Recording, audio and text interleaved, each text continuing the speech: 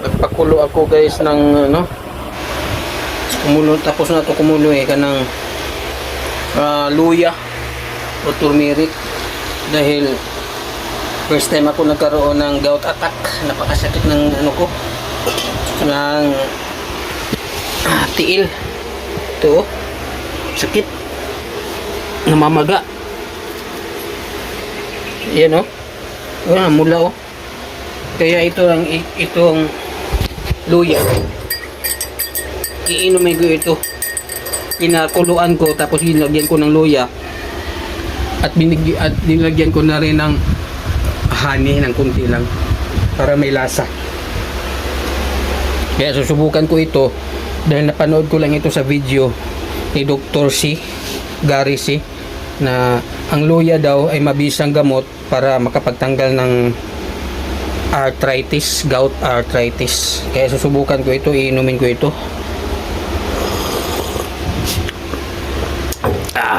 First time ako nagkaroon ito gout attack. Ayan umula, masakit talaga, masakit ilakad-lakad at saka bisag itamak lang sa sakit. Sana matulungan ako ng pag-inom ito ng turmeric o luya. Salamat sa inyong panonood guys.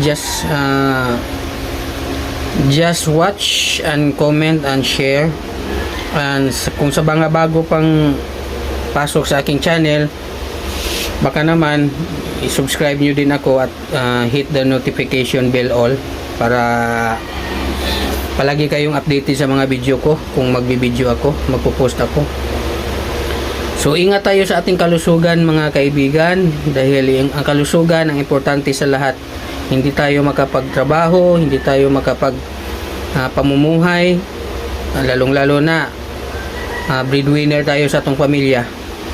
Kaya ingatan natin ang ating sarili. Huwag tayo kakain-kain ng ano-ano na masasarap, dahil siguro yan ang nakukuha ko kaya nagkaka-gout attack ako. Sige guys, until next time, babu. Then show time.